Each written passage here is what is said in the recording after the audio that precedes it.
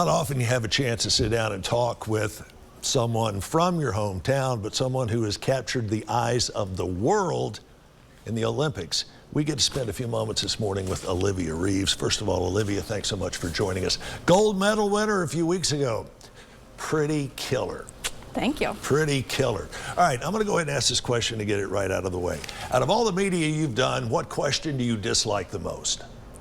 Well, I appreciate it when people do their research. I appreciate it when people are like, don't ask me how I started. Sure. I mean, I have that answer prepared. It's not a big deal, but I enjoy when they like ask a little bit more about my competition and like really know about it. I want to know about your mindset. When you go in for training, and even before you knew you were heading to the Olympics, you had to have had that different sort of mindset than pretty much any other athletic discipline. How do you get into that? Well, I mean, I enjoy my sport, and for me it's fun to go into the gym and work out. So I really tried to not change my mindset so much. But yeah, just at the end of the day, remember that I'm having fun in my sport and that it's not going to be the end of the world if it didn't go well. How do you shut the noise out? I don't know, other than just think about the lift. Take it one lift at a time, really. Because that's all that I really can do. That's all I can really control is me and the bar. What was that epiphany? What was that light bulb moment when you found out you, Olivia Reeves from Chattanooga, Tennessee, were going to represent America at the Olympics in Paris? Well, it took a while actually because there were 7 Olympic qualifiers to get there. And then the qualifier ended and there was a month period until they announced the team, and it was just kind of like a waiting period where it's not going to change, but they haven't announced it. It's unofficial. So I wish I could say that there was just a moment where it's like, yeah, I made it, but there were 7 meets, so you kind of knew who was going to go, you knew who they were going to announce. I wouldn't say it was ever like Olympic trials, and then it's boom, you've made the team. It wasn't, for weightlifting, it wasn't like that. And when you knew without any doubt that you were taking home the gold medal, what was going through your mind and through your heart? Just a lot of pride in that I was able to do that and represent it and perform on the day that I needed to. Because it's such a different atmosphere at the Olympics than it is at a World Championships or something where you'd be competing against the same athletes, but the pressure, the expectations of going in as #1, and people keep asking, you know, what do you think you're going to do? And you're like, well, I just hope I total. I hope I make a lift on the platform. That's what I hope. And you certainly did.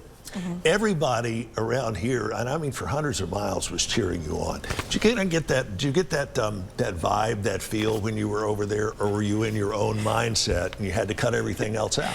I was trying not to think about all that. Like I said, just trying to make the weight on the bar. My family was there. I got to see them. A couple friends came over. And it was cool to hear, like Notre Dame, St. Jude, UTC, they all did watch parties, and it's really cool to go back and look at all that. But in the moment, I'm not thinking about all that. Steps up to a different level once you hit the floor and you're looking at the weights, right? It sure does. Is it a cutthroat environment at the Olympics? It can be, but I mean, I love the sport halfway because of all the support of women in weightlifting. Everybody's friends out there. Nobody's really mean, you know. It's whether or not you can make the weight on the bar, you know. It's nothing personal. So I really enjoy competing with the group of women that I did and representing USA weightlifting. And you made some friends that I'm sure will last for the rest of your life. Exactly. So what's next? Well, graduate in December with my undergrad. Right. Maybe do World Championships in Bahrain in December. We'll see. And then as of January 1, I don't know. That's all I've got going. I think you've earned a break. Yeah, I think took 2 you've weeks. earned a break. I took 2 weeks, and I am back in the gym. And one of the cool things that the City of Chattanooga is finally doing is getting your Olympic homecoming parade. And that's going to be downtown. I believe it's on September 3rd. September 3rd, starting about 5:30 or 5:45 in the afternoon. Yes. Yeah, I believe I'm getting a key to the city as well. Wow. What are you most looking forward to on that? That everybody, there have been so many people reaching out and asking how they can support, what is Chattanooga doing for me? And this is a great way to get everybody together and just do it all at once instead of everybody reaching out. All right, can you show us your medal there? I mean, you know we're going to not get away without a close-up of that. That is absolutely beautiful. So the front, this is part of the Eiffel Tower right here. So they reconstruct it every once in a while and they take pieces. So every medal has a piece of the Eiffel Tower. Right here, you probably can't see it, but there's engraved weightlifting in French, my weight class in women. And then on the back, I believe this is Nike, the Goddess of Victory, which all medals have one of these.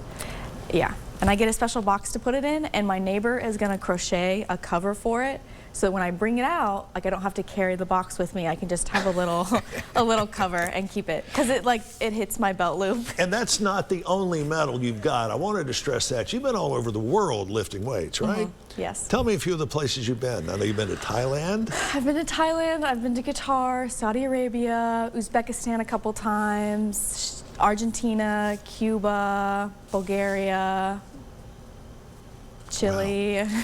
And I think you have a definite dedicated future in this endeavor, because you are looked up to by so many, not just women, but men as well, as a role model for things that they thought, maybe I can, maybe I can't do it. You showed them you can do it.